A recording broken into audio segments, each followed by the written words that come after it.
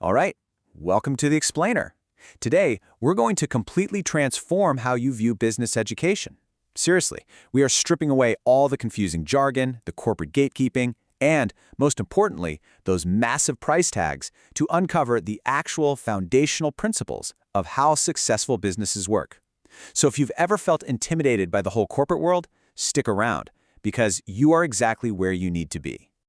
Yeah, it reminds me of that classic line from Good Will Hunting, where Matt Damon's character says, "You wasted $150,000 on an education you could have got for $1.50 in late charges at the public library." It's a hilarious, really stinging critique of elite education, right? But it actually introduces this highly disruptive idea that sits right at the heart of our source material today. The idea that an incredibly expensive formal degree, well, it might not actually be necessary to gain profound knowledge. And that quote brings us straight to the core question we are tackling today. Do you really need an MBA to succeed in business? Like, are traditional corporate gatekeeping and these insanely expensive certifications truly the absolute only valid path to creating a successful venture or moving up in your career? Well, before we answer that, let's just acknowledge why so many of us actually think we need that degree. As our source points out, there are three really common but entirely unfounded fears holding people back. First, you've got business angst, basically the fear of the unknown. Then there's certification intimidation, this nagging belief that business is just too complex for non-experts to figure out. And finally, good old imposter syndrome, the absolute dread of being exposed as a fraud. If you felt any of these, trust me, you are completely normal. But we're not going to let them stop you. And that is exactly where our source material comes in. We're looking at the Personal MBA by Josh Kaufman. Now, Kaufman was literally on the corporate fast track at Procter & Gamble, and he faced this exact choice. Go to business school or don't. Well, he skipped the MBA, hit the books himself, and distilled all these foundational business concepts into a complete self-education system.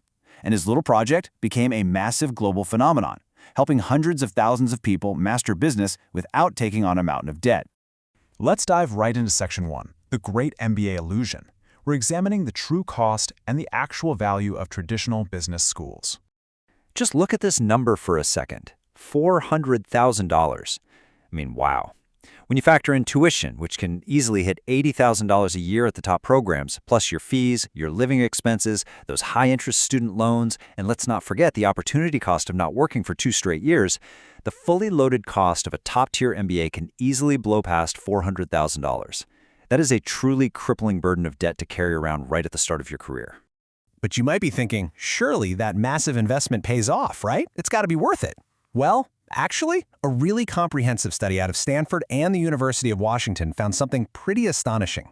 They concluded that neither having an MBA nor getting good grades in business school actually correlates with long-term career success. To put it bluntly, these programs are shockingly ineffective at preparing their students for the real, messy business world. So, the crucial takeaway here, there is a 0% correlation between getting an MBA and your long-term career success. Literally zero. It completely debunks the whole guaranteed success myth that business schools are so great at selling. Taking on that kind of massive, life-altering debt for a credential that has no proven link to your actual real-world performance, that is a huge risk. So, why is there such a massive disconnect between business schools and actual business success? Well, our source traces it right back to their outdated origins. Graduate business schools were essentially created during the Second Industrial Revolution. Their original goal was literal scientific management. Think of a guy standing on a factory line with a stopwatch trying to make people assemble parts just a little bit faster. That rigid 19th century mindset doesn't exactly translate to running a modern agile startup, does it? Which brings us to Section 2, a better way to learn. We're going to talk about the power of mental models. The secret to this whole alternative path really lies in something called mental models. A mental model is simply a concept that represents how you understand something in the world to work. Think of it like a lens you look through. The billionaire investor Charlie Munger, who, by the way, achieved phenomenal success without a shred of formal business education, he attributes his entire track record to having a latticework of mental models. Because by mastering fundamental concepts instead of memorizing rigid, outdated methods, you can actually evaluate any situation objectively and accurately. Let's look at how shifting your mental model works in practice. So, instead of holding on to that paralyzing belief that starting a business is inherently super risky, we can just shift the model. We can view uncertainty as an ever-present but completely manageable part of the process.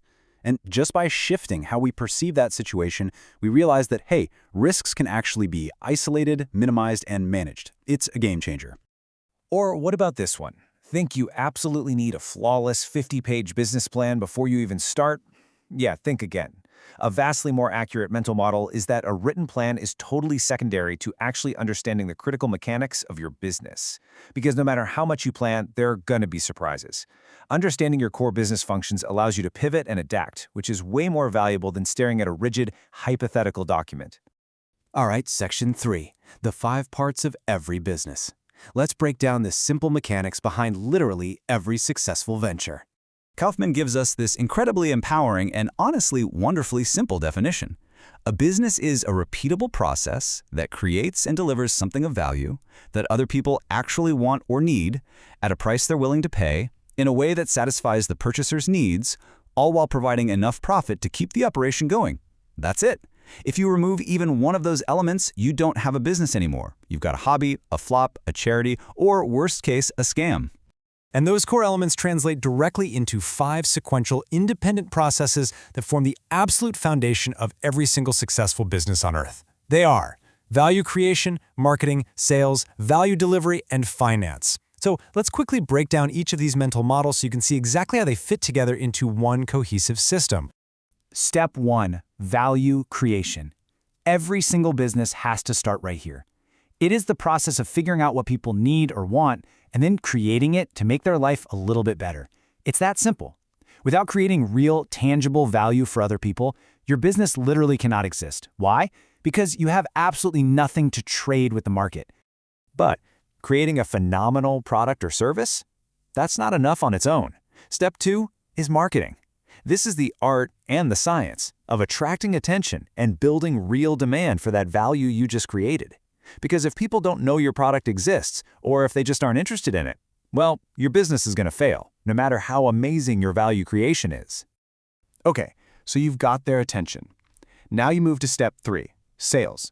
And sales gets a bad rap, but it's simply the process of turning a prospective customer into a paying customer. That's it. It's about building trust and executing a transaction where everybody wins. The customers get the value they've been desiring, and the business gets the capital it needs to keep going. Then comes step 4, value delivery. This is where the rubber meets the road. It's where you actually give your customers what you promised them during your marketing and sales pitches. But it goes way beyond just handing over a product, right? It's about making sure they are absolutely satisfied. Exceeding expectations during value delivery, that is exactly what turns a quick, temporary transaction into a long-lasting, reputable business. And finally, we wrap up with step 5, finance. Now, finance gets ridiculously overcomplicated by business schools, but at its core, it just means bringing in enough money to keep the business alive and make all your hard work worthwhile. It is simply ensuring that this repeatable process we just walked through brings in more cash than it costs to operate, so the whole system can actually survive and grow. Which brings us to our final section, economically valuable skills, and where you should actually be focusing your time and energy. The rule here is just brilliantly simple. Any skill or any piece of knowledge that directly helps you create value, market to an audience, close a sale, deliver on your promises, or manage the finances of a venture, that is an economically valuable skill. Listen, you don't need to know everything in the world. You don't. You just need to focus on mastering the skills that are directly tied to those 5 specific parts of a business, because that is where your true worth in the marketplace actually comes from. Which leaves us with one final, pretty provocative question drawn straight from our source text.